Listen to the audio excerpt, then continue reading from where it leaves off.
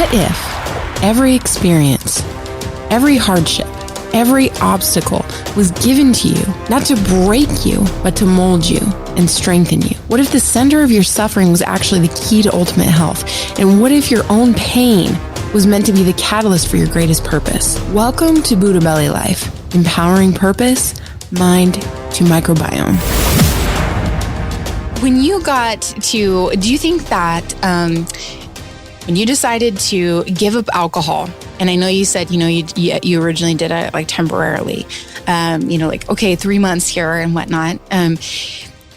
Do you think that when you developed your business or having this new coaching business, this new endeavor, this new entrepreneurship area, do you think that helped you let go of the vice that was you were feeding with alcohol, having something new? Do you think you would have been able to do it so well if you were still in the same world with nothing new going on in your life? I think it would have been more difficult. I really think, and this was a topic that I explored in my second book, Up All Day, because I found it so fascinating that having a purpose or some sort of passion was really a driving force. And, when I first would go to events, it helped me to get through especially long boozy events where I was, now I wouldn't stay for that long if I didn't want to, but in the beginning I was still people pleasing and I was like, oh, I've got to stay for longer. Everyone expects me to. And so when I would go to these things, the thing that would keep me going is like having something to look forward to in the morning. So I would say to myself, it's okay if this is uncomfortable or awkward. You're not drinking tonight, but remember tomorrow morning we're going to do hula hoop lessons in the park or going to the early morning cinema session or I have a coffee date. I love coffee dates. You give up alcohol, you start loving coffee dates. Love the coffee dates. Love the smoothie dates. Having something fun to look forward to. And this is also like in a bigger picture way. I had this as well I wanted to explore this business, and I was having so much fun with creating this business that actually helped people. And I also wanted to explore what it was like to have a healthy relationship with a man because my relationships in the past, I was a mess in them really. And I attracted men who were also messy and it was just this cycle of never reaching this new level of understanding or clarity. And so, I had this partner who was like waiting for me to give up alcohol to be like a grown-up woman. And so I was like, let me explore that as well. And so, having these driving forces and they were my whys. Like I really wanted to explore this business and also to find out more about who I am. And I think figuring out what your big why is, what your big purpose is, or your reasoning for embarking on a new lifestyle change, it keeps you going through all the tough days. It acts as this kind of compass or a big motivator, helping you to focus on the bigger picture. And it helps to provide protection against that addictive voice that says, oh, what does one matter? One won't hurt, or, who will know, or, all these sorts of these fears and these addictive patterns that come up are all helped by knowing your reason. And it doesn't really matter what your reason is as long as you're clear on it, like whether it's to be a better role model to your kids or to follow your dreams and reach your potential and to explore things that make you happy or to be a better friend or wife or mother. Just putting enough thought into it where it's tied to emotion, for our subconscious to place meaning on something, we need to drill down into the actual why. So, for example, I want to lose 10 pounds is not motivating enough. You sort of need to dig below that of like, but why do you want to lose 10 kilos or 10 pounds? Is it to experience greater intimacy with your partner? Is it to be able to run around with your kids? Is it be able to feel confident in some new sport or activity that thrills you? Like going deeper and keeping asking why. So when you're looking at stopping drinking, as well, like figuring out why, like what could be my motivator, my purpose, like where could I find more passion and fun in life? Mm-hmm. I love that you say that. I want to share something. Can I share something? Absolutely. It's a belief of mine, and I'll see what you think about it. So through my self-discovery and all the stuff in my life, and people, who know me know a bit about my life. And my second book was like my greatest shames all put into a book. I'll send you that. You can, there's a few good drinking stories. I bet. Yeah. But through all that, I realized that we all self-medicate easily. There's just different forms, and some are more obvious than others, whether it be food, sex, attention, work and success, alcohol, drugs, etc. We all fill a void. And what I realized is I was like, are people really that unhappy? And something that I've come to truly believe, because I'm a big believer that we were all created for a purpose, that we were all created with like a special fire in us to go get something that we're meant to contribute to the world. And it's different. And for some people, it's on a stage in front of millions. And for others, it's very intimate amongst a couple, and it's no greater or less than the other. Right. And I think we're all born with that. Kind of like, if you ever seen, it's not Iron, is it Iron Man? Is he the one that has the thing that goes in his chest? Oh, I don't know. It's like, my kids watch all that Marvel or whatever, it's like, it's this thing. And if he does, it's like his power pack and it goes into his chest, right? And it's like this huge energy chemical, thing anyway. But I think that we kind of have this hole where we're missing that thing when we come to this world. And that we're meant to go find that, and we seek that. But when we're not seeking it, or we're not latching on to things that give us purpose and fulfillment and contribution, where we're giving, how good it feels to, help a child that, doesn't have a parent present, or give to somebody who's gone through a pain or is sick. We do that, and like it fills something that nothing else can fill. And it's like right in our chest, and I think we're all born with that void.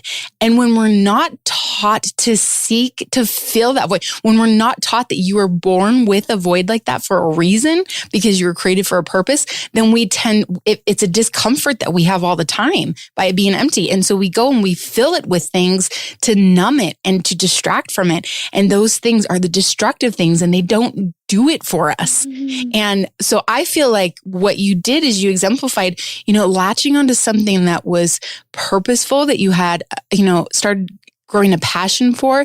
And then you started helping people, and that started giving you this fulfillment, and it started taking place of this void that, alcohol could never have done for you. Mm-hmm. And you probably never would have found it with the bottle, right? Exactly. And you don't. And I love the way that you put it. I just had goosebumps, because I think that's so true. Like we they call alcohol this disease. Like, you feel, you never feel at ease. And so this is why you sort of chase the next high. And I really resonated with that, because I think we really need something. And, it's often said that we don't feel true happiness unless we're actively creating something. So whether that is, creating happy activities with your family, whether that is creating a new community, or whether that is creating, some way to give back, or some other purpose-driven thing, we're as humans, we're built to create things, like either to build things or to invent things. Or contribution. Exactly, because it brings us joy. And the more that we help others, the more meaningful our lives feel. And, having that meaning, like now I'm so grateful and happy that I did go all in on the sobriety aspect, because the sense of meaning that my life has as a result is just so much more than I could have ever imagined. And it's funny where life leads us, because I never, a few years ago, I never would have expected this. And some of my old friends and family still think it's hilarious. Like, you help people to not drink, like you were the biggest drinker. Exactly. And that's why they trust you. Exactly. They don't trust you because you're, Sally Straight Edge, who, puts down half her glass of wine and never comes back to it. Who does that? Exactly. Gosh, I used to watch people at parties, and be like, are you going to pick that up again? When are you going to pick that up again? Oh my gosh, you're just standing up from the table and you're leaving it there. Or they sip it till it gets like it's lukewarm and like not carbonated any longer. And I'm like, what a waste. Exactly. My husband, when he met me, he goes, you are the first person I've ever met who can drink faster than me. And I was like, because I don't like things to get cold. I'm very picky about the temperature of something I'm drinking unless it's water. Yes. Oh my gosh. Exactly. And that's when you know, like, it's this unhealthy relationship and obsession, because I had a beautiful client once, and she had a real unhealthy relationship with eating, like with comfort eating and stuff. And she would talk to me about the same sort of thing. Like, she would go to parties and she would watch what everyone else was eating constantly. Like, oh, are they going to eat that? They only took one bite of that cake. Why aren't they eating the rest of it? And she would be obsessed with it. And I think, there are so many vices in life that we can fall into to hide from ourselves, and the fact that we feel like we're not being purposeful and leading meaningful lives. And those, whether it's even just like social media scrolling or binge watching crappy TV or, anything, or eating too much sugar, it's a way of coping with something that can never be filled. Like you said, that hole within that can never be filled by anything other than giving back and creating and just being lost in the moment. And I think we all have that experience when we're growing up as well, of like, being completely immersed in something, whether you were coloring a picture or you were creating a Lego house, whatever you were doing, you were so involved in it. You were so in the moment. And that's when all of these other addictions fall away. Like you lose track of time. You're just experiencing pure joy in creating something. Do you have a desire for fulfillment? Does helping people tap into their own health mentally, emotionally, and physically fire you up? Do you believe in the impact of the gut microbiome on overall wellness? You may be an HWCA coach. For more info on our cutting-edge health coach trainings, visit hwcacoach.com. So this has been such a great talk, and I do want to, before we wrap up here, I want to know about your newest book, Chameleon Effects. Can you give us some of the tidbits or the 411 about exactly what this is about? I'm very curious, especially as a female. Yes, this is all about because I have always come up with new ideas for books, right? Of like, I'm going to talk about this topic and this topic, and it was funny with this one because I went to Dom, my love, and he's also my business partner. And I said to him, these are all my ideas for the books I want to do next. And he was like, well, I don't think those ones should be next. There's one thing that you have struggled with since you stopped drinking. And I'm like, what? So curious. What? And he was like, people pleasing. He's like, you're always people pleasing. And so I was like, oh my gosh, he's so right. And I was like, but I don't want to talk about that. And he's like, yeah, well, that's probably a good sign that you probably should. And so this book is all about people pleasing and finding our way back to ourselves as well. There's so much in this little book about authentic confidence. And I share so many of my life experiences and examples because I really made a mess of a lot of my relationships and my situations in the past through people pleasing, where I thought I was being a nice person. But, what I came to realize is that I was just betraying myself and trying to effectively manipulate the other person's perception of me. Like I was trying to have them think that I was nice and a nice person. But in the process, I wasn't being honest. I wasn't being honest and I wasn't upholding healthy boundaries. So it's an exploration of that topic because I find it's one that we can often struggle with. And especially when we stop drinking, we often worry about peer pressure from others. And that is all driven by people pleasing. We want to please others and do what they want us to do rather than being true to ourselves. And it probably comes down to, finding that confidence too, which I think is probably, especially if you're giving up something like alcohol, that's something we need to rebuild. Mm-hmm. It's not something that comes overnight, especially depending on what kind of things we've done or that we don't know we've done. Yes, exactly. You gotta. I heard some of my family the other day call blackouts blank tape, and it was the first time I had heard that terminology. Maybe I'm just behind, but like blank tape, like someone else has the VHS of your night. I know. You don't know what's on it.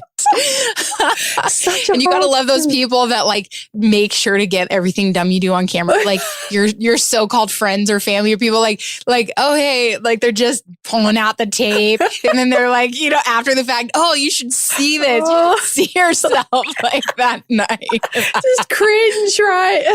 Yeah, but I love you. We're your best friends. Yeah. Thanks a lot. I know. But I think the self-esteem piece, and then like you say, boundaries, but I think boundaries comes with confidence to be like, hey, I have affection for you. I like you. I love you. No. Yes, exactly. No. Hey, this isn't about you. This is about me. I'm not going to drink. You don't need to feel bad. Don't feel uncomfortable. But I'm not going to go out of my way to make you feel better tonight. Exactly. No, I can't be at that thing. Right? Hi, exactly. You sort of like, we're all adults here. You're welcome to do your whatever feels good for you. And I have to do what feels good for me. And finding those ways as well. Like, I think I always thought that people would think I was a diva if I said what I really wanted to do. And coming to realize that there's ways to say it where you can be like, I love you, but I don't want to do those things anymore. Mm-hmm. Totally. And it's just me, it's not you. It's part of my growth process. Exactly. Maybe it comes with getting old. All you need to do is go and have 6 kids, and then people get really used to you saying no because you can't do anything. So, well, Bex, this has just been a joy.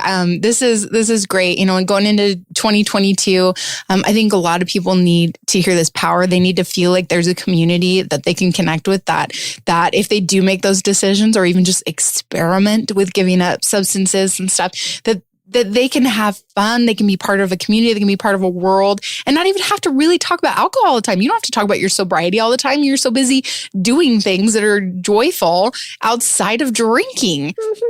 Mm-hmm. So thank you for providing that. Can you tell everybody where to find you in 2022? So I'm guessing that this month is going to have plenty of people exploring the idea of giving up alcohol for a multitude of reasons. Yes. So where can we find your books and your coaching and everything you've got? Excellent. Well, yes, January 1st is always our biggest day of the year. So come on over. You can find us at sexysobriety.com, and there's free videos for you to watch there as well. I'm also at bexweller.com, where I've got all of my books and things. So yeah, come on over and say hi. Awesome, Bex. Well, thank you so much. You've been amazing, and we will definitely be reading your next book. So thank you so much for having me. Thank you. All right, you guys, that does it for these 4 sessions. If you missed any of them, please go back, and thank you for joining us on the Buddha Belly Life podcast. Thank you for joining us for another empowering episode of Buddha Belly Life. For more information on gut health and mindset resources, visit buddhabellylife.com. And remember, heal yourself and then empower others to do the same.